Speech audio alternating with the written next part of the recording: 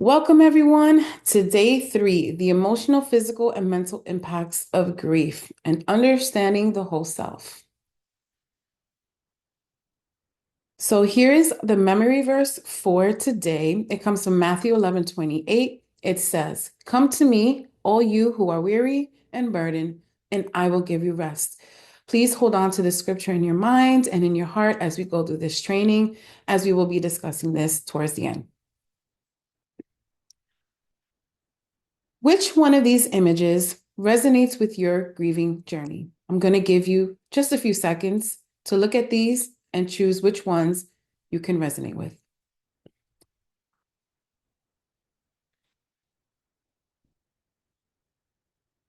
Hopefully, you have found one, or maybe you found multiple images here that have expressed and illustrated exactly what you've gone through on this journey, or what you've been through, or probably going through at this moment. If you notice, that these images all touch on the mental, physical, and emotional effects.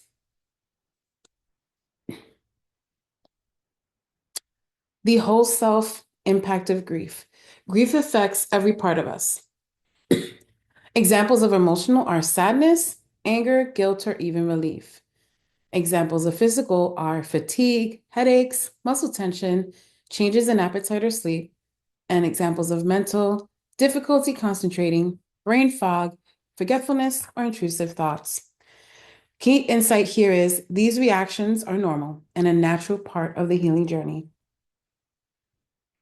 As we mentioned on day two, that grief doesn't affect the surface of us. It just doesn't make us look sad or feel sad, but there are the physical and mental effects also that we don't really pay attention to a lot of times because we're in it. And so we just want to keep moving forward and we don't really pay attention to these other effects. Now, the emotional effects of grief, understanding emotional responses.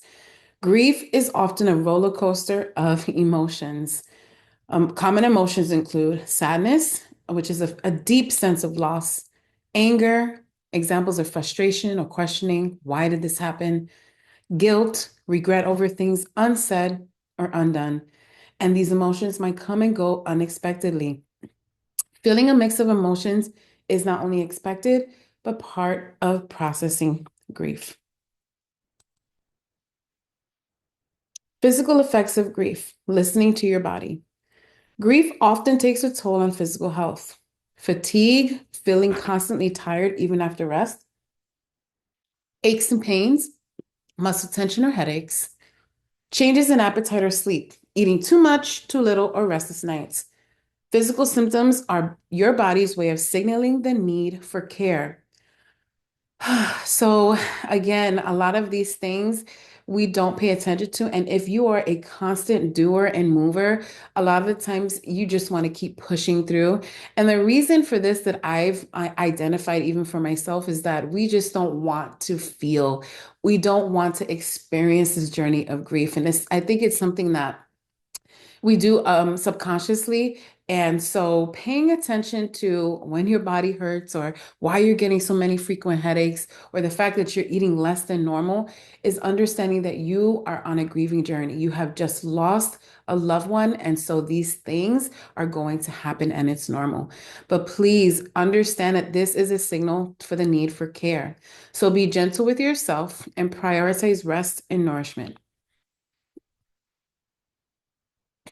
Mental effects of grief. Grief can cloud the mind and affect your focus. So, some experience with brain fog, trouble making decisions or concentrating, forgetfulness, struggling to recall simple details, intrusive thoughts, reliving memories, or replaying moments. These effects can feel overwhelming, but are temporary as you process your loss. And so I just want to mention that one of these here I've experienced, I think, for the first time.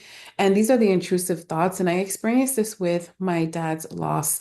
And I was just dealing with every single day, just reliving and replaying moments before he passed on, and even during the moment that he was passing on till after. And so those things were happening daily to the point where I was even dreaming about them at night. And so how what helped me Because again, the suggestion here is use mindfulness practices or journaling to clear mental clutter. We need to get this out of our minds. And I needed to share exactly what was going in my mind. And so I would either write down in a notebook the dreams I was having, or I would express this to my husband because he was also understanding because he experienced this with me. Letting that be an outlet for me to be able to speak out what I was going through. So the activity is going to be a self-assessment where you're going to reflect on your grief experience. So for step one, you're going to take a moment. And again, this is going to be on your own after this training, whenever you have the time. So take a moment to reflect on these areas: your emotional, your physical, and your mental. I want you to think about what emotions are you experiencing most often? How does your body feel? How are you holding tension, or where you're holding tension? And how has your thinking or your focus been affected? Now, step two, you're going to write down one self-care practice for each area. So, for each area in emotional, physical, and mental, after you've identified which parts of you are being affected, now you're going to write down one thing you're going to do to help you process that. So for emotional, an example would be journaling or talking to a trusted friend. For physical, maybe it's taking a short walk or stretching or maybe even exercising. And for mental, maybe practicing mindfulness or limiting distractions.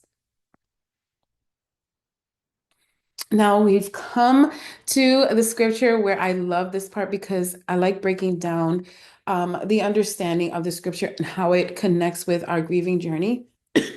So again, this scripture comes from Matthew 11:28, where it says, "Come to me, all you who are weary and burdened, and I will give you rest."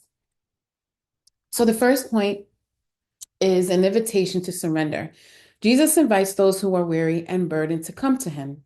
This reminds us that we don't have to carry our grief, pain, or struggles alone. He offers comfort and relief.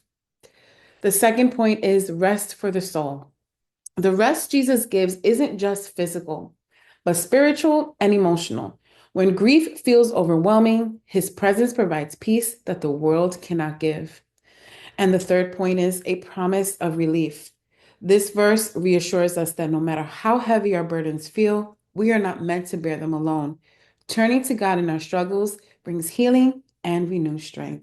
I hope that the scripture resonates with you, just inspires you and encourages you to just trust in your faith and trust in how you can rely on God and for whatever it is that you're going through, your pain, your tears, whatever that is, look at the scripture. Go back and look at it and kind of meditate on it.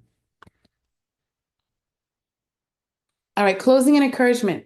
Healing takes time. So, again, we've said this throughout this journey and through the trainings. Grief is a journey, not a destination.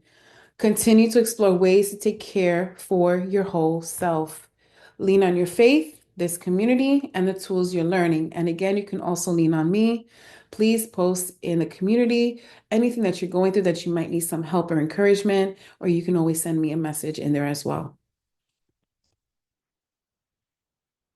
So, the next steps, I want you to go back to the community and I want you to share one self-care practice that you've chosen. Okay, so go back and do that. And again, whatever you post, your idea might inspire someone else to take a positive step forward. Remember, there are a lot of people who are not in the same journey as us in the sense where they are. Maybe they're not ready to share. Maybe that they're struggling with figuring out what they can do for themselves. And so your idea could inspire someone. And again, join us for the next session, which would be day 4, giving yourself permission to grieve. So thank you so much for joining day 3's training. Guys, stay blessed. And listen, I am here for you. This community is here for you. Feel free to post or ask questions or advice. Have a blessed day.